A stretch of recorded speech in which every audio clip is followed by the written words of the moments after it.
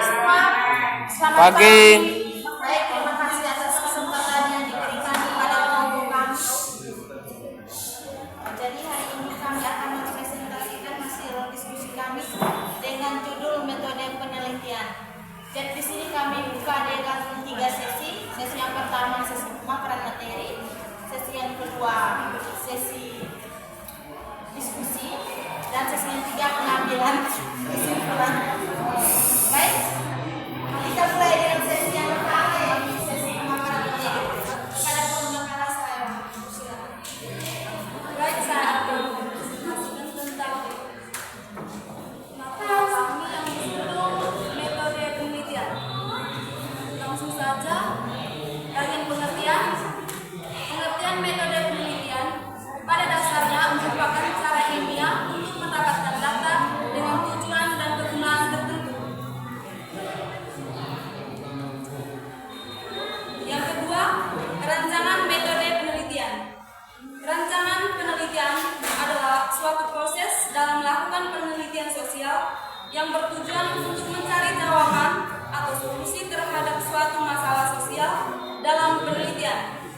Singkatnya, rancangan penelitian dapat diartikan sebagai tata cara yang digunakan untuk mengumpulkan data dan menganalisisnya dalam suatu penelitian. Sementara itu, secara spesifik tergantung pada bidang penelitian yang digunakan. Dalam penelitian sosial, sosiologi, rancangan di dalam sebuah penelitian dapat berupa metode kuantitatif, kualitatif, atau campuran dari keduanya.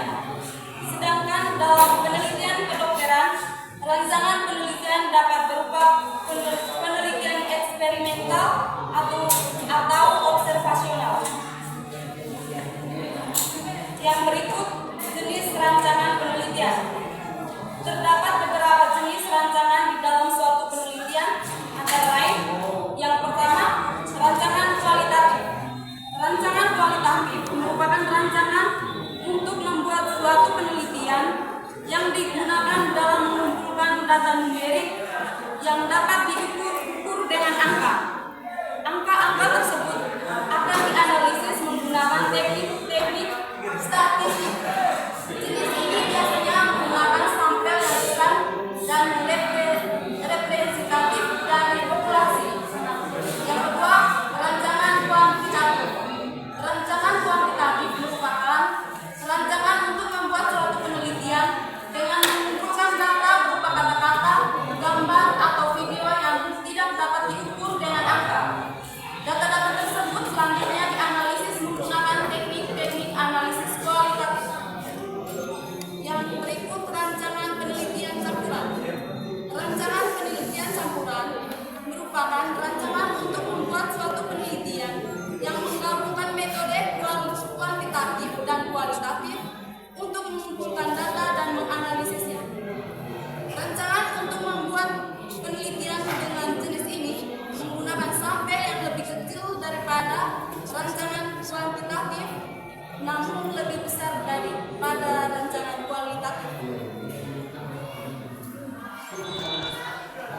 Yang berikut, rancangan historis. Rancangan historis merupakan rancangan untuk membuat penelitian yang menggunakan metode kualitatif dan mengumpulkan data berupa dokumen-dokumen sejarah seperti surat kabar, buku harian, dan lain-lain. Rancangan historis biasanya digunakan untuk meneliti fenomena sosial di masa lalu. Yang berikut, rancangan penelitian etnografis. Rancangan penelitian etnografis merupakan rancangan untuk membuat penelitian yang digunakan metode kualitatif dan mengumpulkan data dengan cara mengikuti kehidupan sehari-hari masyarakat yang diteliti. Jenis ini biasanya digunakan untuk meneliti budaya masyarakat suku atau desa. Yang berikut, populasi dan sampel. Populasi adalah wilayah generalisasi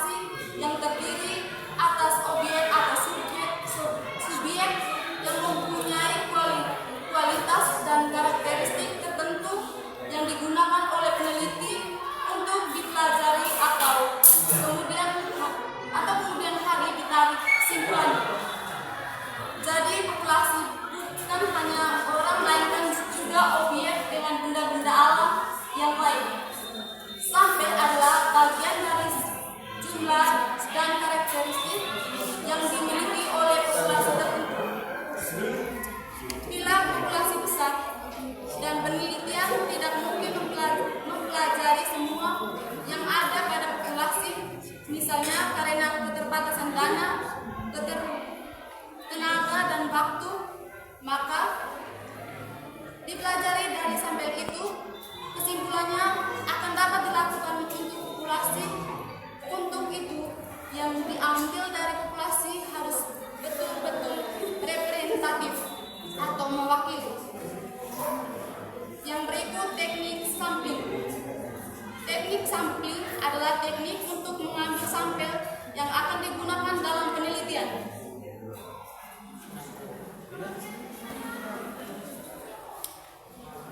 Berikut syarat sampel yang baik. Yang pertama, representatif. Suatu sampel yang baik harus memenuhi jumlah yang memadai sehingga dapat menjaga kestabilan ciri populasi. Besar sampel yang memadai bergantung kepada sifat populasi dan tujuan tertentu.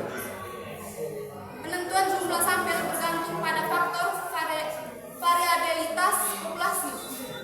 Penelitian yang baik merupakan penelitian yang hasilnya sangat akurat. Hasil yang akurat dapat dirumuskan kesimpulannya yang akurat juga. Semakin besar sampel, maka semakin kecil kemungkinan kekeliruan dalam penarikan kesimpulan tentang populasi. Yang kedua, akurasi atau ketepatan. Akurasi merupakan singkat ketidakadaan kekeliruan dalam sampel. Semakin sedikit tingkat kekeliruan yang ada dalam sampel, maka semakin akurat sampel tersebut. Standar adanya kekeliruan adalah tidak adanya keragaman pengukuran yang disebabkan karena pengaruh yang tidak diketahui yang dapat menyebabkan nilai cenderung mengarah pada suatu titik tertentu. Yang ketiga, presisi. Presisi yaitu terkait dengan persoalan seberapa dekat estimasi dengan karakteristik populasi.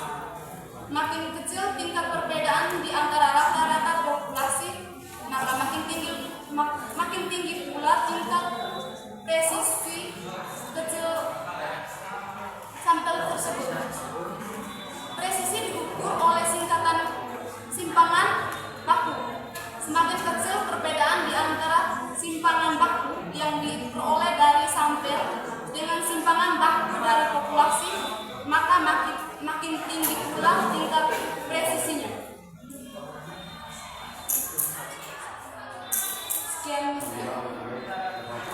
Baik, terima kasih pembakalan yang telah memaparkan materi.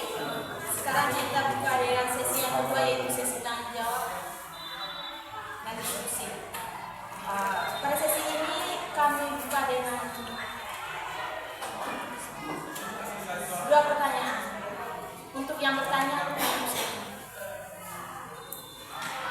silakan saudara Rosti.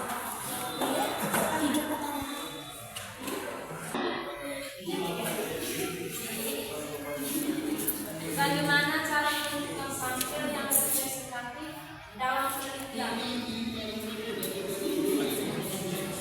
Sekali lagi, bagaimana cara menentukan sampel yang representatif dalam penelitian? Yang representatif dalam penelitian.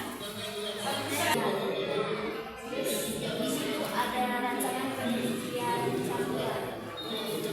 Bersama hasil berupa apakah yang dihasilkan dan diharapkan peneliti.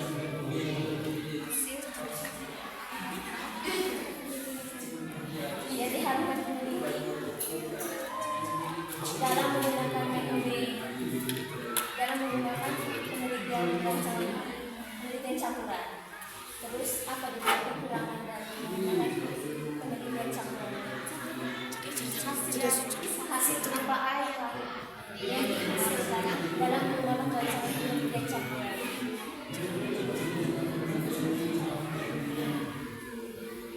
Dan berikutnya kekurangan dari penelitian sastra menggunakan rancangan penelitian sastra.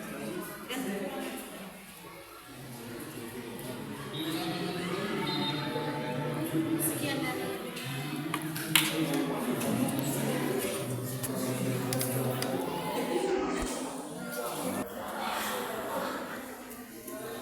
Sudah. baik. Saya kasih kesempatan teman saya Wiwin menjawab pertanyaan dari sejarawan. Oke, saya akan menjawab pertanyaan dari teman saya Muslim dengan pertanyaan bagaimana cara menentukan sampel yang representatif dalam penelitian.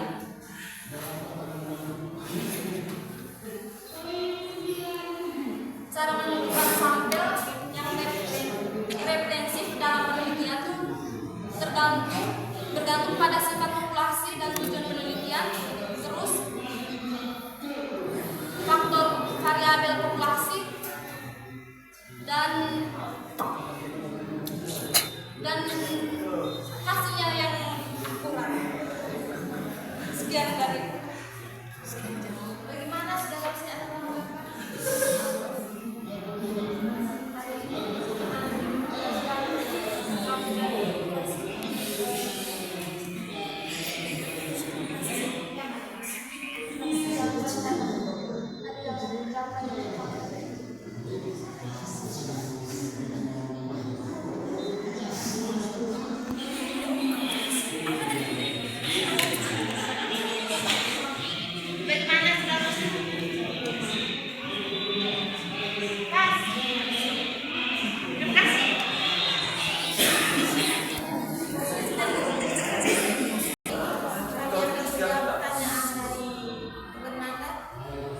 baik, saya coba menjawab pertanyaan dari teman Anda dengan pertanyaan hasil berupa apakah yang diharapkan peneliti dalam menggunakan rancangan penelitian campuran dan kekurangan. Yang pertama, hasilnya berupa pemahaman yang lebih kompleks, validitas dan keandalan yang ditingkatkan, penjelasan yang lebih baik, hubungan dan interpretasi temuan. Terus kekurangan penelitian campuran yaitu kompleksitas dalam menggabungkan data, sumber daya yang terbatas, pertimbangan etis, pengumpulan dan analisis data yang memakan waktu.